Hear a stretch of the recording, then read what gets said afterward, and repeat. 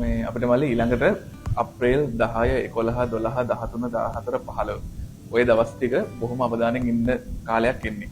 මොකද මේ සත්තු අපිට හම්බෙච්ච සත්තුන්ගෙන් මෙතන ඉන්න 60 70න් සාමාන්‍යයෙන් 10ක් 15ක් විතර අපිට ගොඩක් වෙලාවට එන්නේ අප්‍රේල් කාලේට අවුරුදු සීසන් එකේ.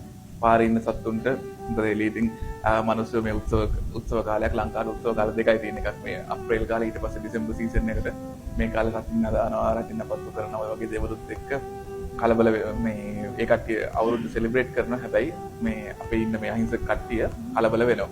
මෙයාලා විතරක් නෙමෙයි පූසෝ ඊට පස්සේ කුරුල්ලෝ ඒ කට්ටියට මොකද දැන් සත්තුන් මේ දවස්වල පාරේ ඉන්න කට්ටියට ලොකු අමාරු කාලයක්. ඒ අමාරු කාලේ කියන්නේ රස්නේ වැඩි වෙච්ච එකත් එක්ක මෙයාලා හීට් ස්ට්‍රෙස් එකත් බලපානවා. විශේෂයෙන් කුරුල්ලන්ට මේ පාරේ ඉන්න ස්ට්‍රේ ඩොග්ස්ලට මේ කට්ටියට වතුර හොයා ගන්න බෑ. බොහොම ස්ට්‍රෙස් එකේ ඉන්න වෙලාවක රටින්න දැම්මොත් ඔන්න ඕන තරම් කලබල වෙන්න පුළුවන්, පාර දුවන්න පුළුවන්, වාහන වලට ඇක්සිඩන්ට් වෙන්න පුළුවන්. ඉතින් ඔය වගේ අපිට මේ වගේ හොඳට හිටපු කට්ටිය ඩිසේබල් වෙලා අතපය නැති වෙලා මෙයාලට සමහරවිට සදාකාලිකව ඇවිද ගන්න බැරි තත්ත්වවලට එන්න පුළුවන්. ඉතින් ඒක නිසා අපි මේ ලංකාවෙන් අපි හැමෝම පොඩ්ඩක් සැලකිලිමත් වෙන්න සත්තු ඉන්න තැන්වලදී මේ ඒවට කියන්නේ හස්පූරු ඔය වගේ දේවල් රතිඤ්ඤා පඹර චක්‍ර ඔය වගේ දේවල් පුළුවන් තරම් පාවිච්චි අඩු කරගන්න සත්තු ඉන්න තැන්වලදී. විශේෂයෙන් පාරෙන් රියදුරොත් මේ කාල සීමාවදී මහ පාරට සත්තු දුවගෙන ඉන්න පුළුවන්. අපි හිතන්නේ නැති අවස්ථාවල ඒ සම්බන්ධයෙන් අවධානයෙන් ඉන්න ඕනේ. මොකද මේ hina වෙලා ඉන්න පුළුවන් ජීවිත ගොඩක් වෙලාවට වෙනස් වෙනවා ඔය වගේ සිදුවීමුත් එක්ක. ඊට පස්සේ අපි ඇත්තටම අපේ භූමියේදීත් අපි ඒක මේ ප්‍රැක්ටිස් කරන්න බලාපොරොත්තු වෙමින් ඉන්නේ. සහ මේ අපේ ගෙවල් වල ඉන්න අපි හැමෝටම කරන්න පුළුවන් දේ තමයි මේ කාල සීමාවේදී රකින්නවලට මේ කට්ටිය බය වෙනවා, මෙයාලා ස්ට්‍රෙස් වෙනවා.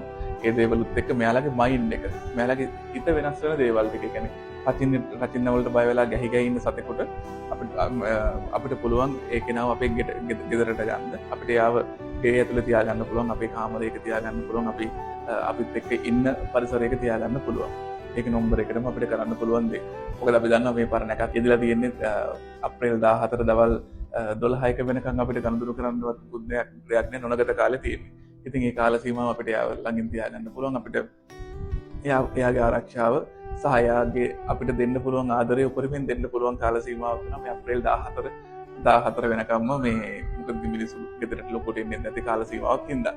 ඊළඟ දේ තමයි මෙයාලගේ හිත වෙනස් වෙන්න. ඇත්තට මේක මයින්ඩ් එකත් එක්ක කරන දෙයක් නිසා මෙයාලගේ ස්ට්‍රෙස් එක ලෙවල් එක අඩු කරන්න මෙයාලා කැමති මියුසික් එකක් හරි එහෙම නැත්නම් මෙයාලා වැඩිම ආශ්‍රය කරන්න කැමති කෙනෙක් හරි ගෙදර ඉන්නවා නම් අන්න එයා ගාව තියාගන්න පුළුවන්. සහ ওই මියුසික් එකක් ඒ වගේ සද්දයක් මෙයාලා ආස කරන සද්දයක් ඇහෙන්න සලස්වන්න පුළුවන්. විශේෂයෙන්ම හැන්දෑවට අහස් කූරු පත්තු කරනවා, නිලා පත්තු කරනවා, ඒ වගේ සෙටප් එකක් තියෙනවා නම් මේකත් ඒව අයිසොලේට් කරලා අපි වෙනම කාමරයක තියලා මෙයාලට ගිනි කෙලි වල ආලෝකය අර බය වෙන ලයිට්ස් හම් පේන්නේ නැති වෙන්න සහ මේ ඒ වගේ එන වෙඩි බේත් ගඳ ඒව දැනෙන්නේ නැති වෙන්න වෙනම අයිසොලේට් කරපු කාමරයක තියලා ඒව කරන්න පුළුවන්. වඩාම සුසු ඒ දේවල් නොකර ඉන්නවා නම් නමුත් කවුරු හරි කෙනෙකුට කරන්න අවශ්‍ය නම් අපිට කරන්න සිද්ධ වෙන්නේ අපිට කරන්න වඩාම යෝග්‍ය ඒ විදිහට. ඇත්තටම අපි මෙහෙදිත් අපි ෂෙල්ටර් එක ඔබේ භූමිය ඇතුළෙත් අපි මේ තියෙන ඉන්ස්ට්‍රුමන්ට් පාවිච්චි කරලා පුළුවන් තරම් මෙයාලගේ කලබල වෙන එක නැති වෙන්න අපි මියුසික් එකක් දාලා ඊට පස්සේ මේ පුළුවන් තරම් අපේ ස්ටාෆ් එකේ කට්ටිය හැමෝම වැඩිහත් වෙලා මෙයාලත් එක්ක කේජස් වල ඇවිදලා මෙයාව පෙට් කරලා ඒ වගේ දේවල් අපිත් බලාපොරොත්තු වෙන්නේ කරන්න අවුරුදු සීසන් එකේ. ඉතින් ওই දේවල් ටික තමයි විශේෂයෙන්ම අපි සතෙක්ට ආදරය කරන අපි සතුත් එක්ක ඉන්න මිනිස්සු විදිහට මේ කාලෙදී ගිනි කෙලි වලින් රකින්න වලින් සතුන් ආරක්ෂා කරගන්න කරන්න අවශ්‍ය දේවල්.